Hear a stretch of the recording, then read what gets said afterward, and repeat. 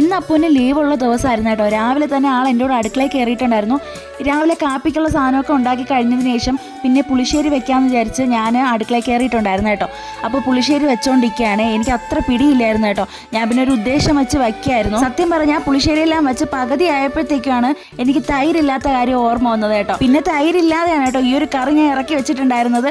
എങ്കിലും വലിയ കുഴപ്പമില്ലായിരുന്നു കേട്ടോ. ടേസ്റ്റ് അത്യാവശ്യം ഉണ്ടായിരുന്നു. പകുതി മാതളം ഉടച്ചു കൊടുത്തിട്ടുണ്ടായിരുന്നു കേട്ടോ. അത് കഴിക്കുന്ന പാടാണ് നിങ്ങൾ ഈ കണ്ടുകൊണ്ടിരിക്കുന്നത്.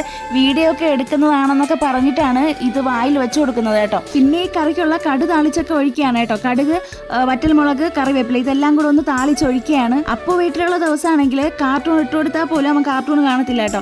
എൻ്റെ കൂടെ അടുക്കളയിൽ വന്നിരിക്കാനാണ് സത്യം പറഞ്ഞാൽ അവനിഷ്ടം. ഇതുപോലെ ഓരോ കാര്യങ്ങളൊക്കെ നോക്കി കണ്ടൊക്കെ ചെയ്തുകൊണ്ടിരിക്കും. പിന്നെ സൗകര്യം കിട്ടുകയാണെങ്കിൽ ഇതുപോലെ വെള്ളത്തിൽ കളിക്കാൻ വേണ്ടിയിട്ടൊക്കെ പാത്രം കഴുകി തരാമെന്ന് പറഞ്ഞ് സോപ്പിട്ടുകൊണ്ട് പോകും കേട്ടോ. പക്ഷെ പാത്രമൊക്കെ ആൾ കഴുകി തരാറുണ്ട്. പിന്നെ അതിനുശേഷം ഞാനും ചെന്ന് കുളിച്ചു, അപ്പൂനെയും കുളിപ്പിച്ചു കേട്ടോ. അതിനുശേഷം ഞങ്ങൾ ഫുഡ് കഴിക്കാൻ വേണ്ടിയിട്ട് പോവുകയാണ്. അപ്പൂനാണ് ആദ്യം കൊടുക്കാൻ വേണ്ടി ഇരുന്നത് കേട്ടോ. അവന് അരമണിക്കൂർ വേണം അവന് കഴിക്കാൻ വേണ്ടിയിട്ട്.